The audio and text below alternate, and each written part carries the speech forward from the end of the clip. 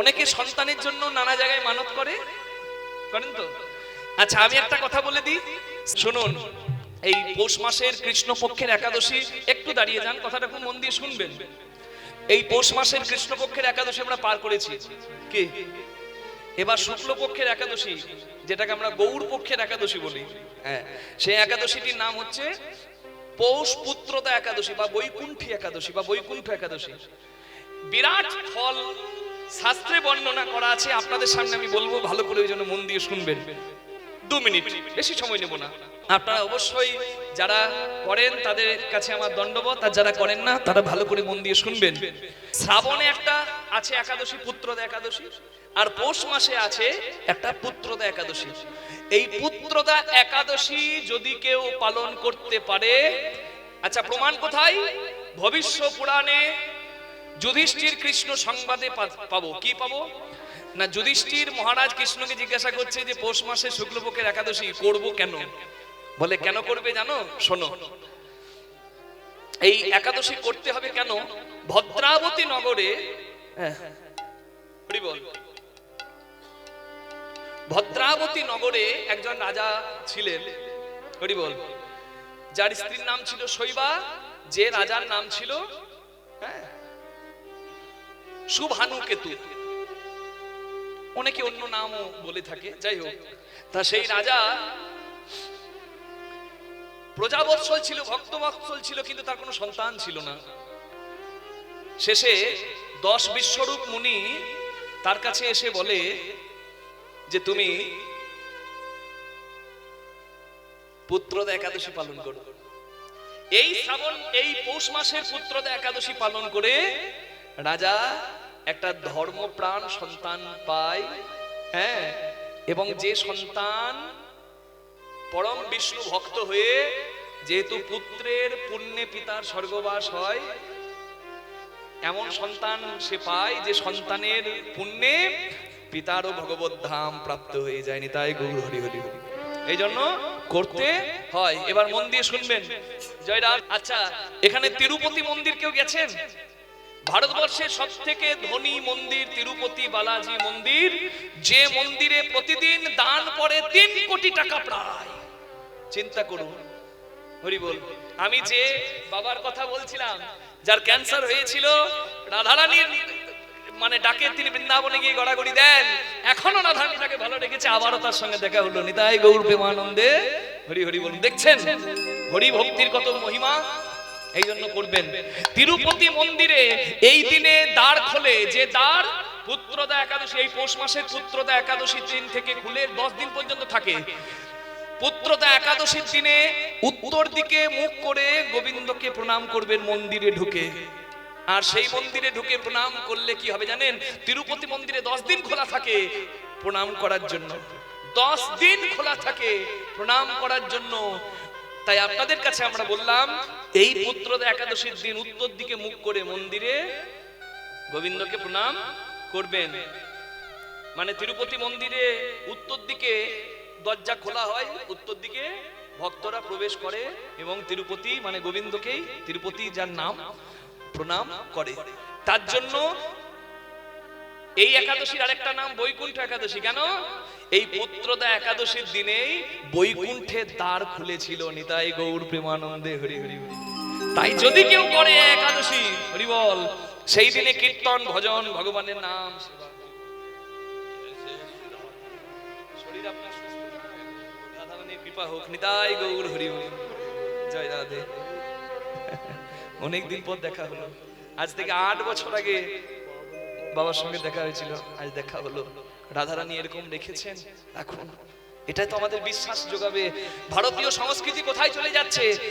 Messi এলো কলকাতায়, বাঙালি জাতি হয়ে আমরা কি বিশৃঙ্খলা সৃষ্টি করলাম যুব ভারতী ক্রীড়াঙ্গনে, স্টেডিয়ামে। দোষ তো ছিল অনেকের, কার দোষ ছিল সেটা বলার আসর কীর্তন নয়, তাই আমি বলবো না, এগুলো আপনারা ভালো জানেন। কিন্তু আমার কথাটা হচ্ছে, আমরা বাঙালি জাতির পরিচয়টা কি দিলাম? বিশ্বের ফুটবলের রাজার কাছে। এখনকার রাজা তো মেসি আর রোনাল্ডো। কিন্তু দেখুন, ওই মেসি গুজরাটে জয়নগর বলে একটা জায়গা, সেখানে মুকেশ আম্বানির ছোট ছেলে ভান্তারা বলে একটা পশুদের আশ্রয় করেছে, যেখানে পশুরা মানুষের থেকেও বেশি ভালো সুন্দর থাকে, যেহেতু তারা গণেশ ভক্ত। ওই জন্য হাতিকে ওখানে লাড্ডু বানিয়ে পর্যন্ত খাওয়া হয়, যেটা ল্যাবরেটরিতে টেস্ট করে গুণমান চেক করে তারপর খাওয়ানো হয় পশু পাখিকে।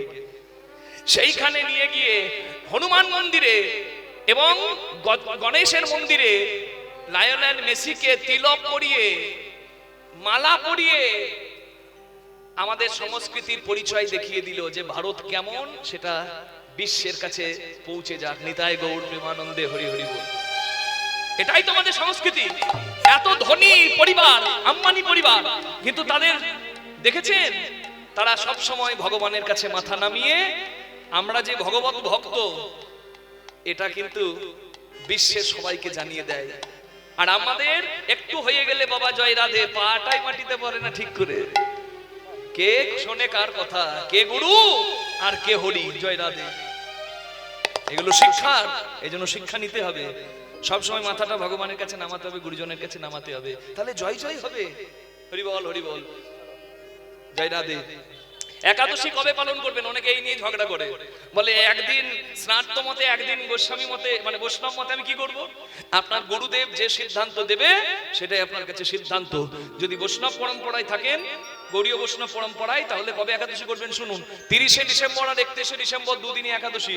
স্নাত মতে যারা আছেন তারা করবেন 30শে ডিসেম্বর। 30শে ডিসেম্বর সকাল 7:50 একাদশী লাগবে, আর 31শে ডিসেম্বর 5টার সময়, ভোর 5টার সময় ছাড়বে। এখন যারা স্নাত মতে তারা 30শে ডিসেম্বর করবেন, আর তারপরের দিনে দুপুর 1:30 থেকে 3:30-এর মধ্যে পালন করবেন। এটা স্নাত মতের সময় বললাম। কিন্তু যারা বৈষ্ণব পরম্পরায়, গৌড়ীয় বৈষ্ণব পরম্পরায়, অর্থাৎ আমরা যারা করব, তাদের দিনটা কবে? 31শে ডিসেম্বর করবেন একাদশী, আর তারপরের দিন করবেন পারণ। কটা থেকে কটা? 7:14 থেকে 9:18-র মধ্যে। নিতাই গৌর প্রেমানন্দে হরি হরি বল। সকাল 7:14 থেকে 9:18-র মধ্যে এই 2 ঘন্টা 4 মিনিট সময় আছে, পালন করে নেবেন। জগন্নাথের ওই শুকনো প্রসাদ গ্রহণ করবেন, তারপর যে কোনো পঞ্চশস্যের মধ্যে শস্য গ্রহণ করবেন। দ্বাদশীর দিনে দান ধ্যান, এই শীতকালে যদি বস্ত্র দান করতে পারেন, কম্বল দান করতে পারেন, শিউরির আনাচে কানাচে পড়ে থাকা দুস্থ মানুষগুলোকে যদি সেবা করাতে পারেন, কাউকে দান করতে পারেন, একাদশীর পুণ্য বহুগুণে বেড়ে যায়। তাহলে শুধু নিজের স্বাদ নয়, পরস্বাদ, প্রসাদ প্রসাদ প্রসাদ, সবার যাতে কল্যাণ হয়। কি মনে থাকবে? জয় নিতাই। এটা হলো কৃপার ফল। কিছু করবেন তো পাবেন। এবং একাদশী ব্রতগুলো আপনারা সবাই করবেন, এটা আপনাদের কাছে প্রার্থনা করি। অনেকে বেছে বেছে একাদশী করে, কিন্তু একাদশী করে কি কষ্ট মনে হয়? আমি লন্ডনে একাদশী করি, জানেন? একটা রেস্টুরেন্টে থাকতে দিয়েছিল, মানে হোটেলে, একদিনে যার 28,000 টাকা ভাড়া। তামাশা ইন্টারন্যাশনাল হোটেল, তামাশা বলে নাম, ব্রমলিতে, লন্ডনে। তা সেখানে আমি একাদশীর দিন কি পাবো জিজ্ঞাসা করতে এসেছে আমাকে। এবার আমি তাদেরকে একাদশীর রান্না শিখিয়ে দিয়েছি ওই হোটেলওয়ালাদের। নিতাই গৌর হরি হরি। আমার জন্য শাকাহার করেছিল, এত ভালোবেসেছে, বলে ভারতবর্ষ থেকে অনেকজন এসেছে, কিন্তু বিশ্বগুরুর দেশ থেকে এমন একজন এই প্রথম আমরা দেখলাম, যাকে দেখে অন্তর থেকে আমাদের ভালোবাসতে ইচ্ছা করলো। এটা আমাদের কাছে অনেক পাওয়া।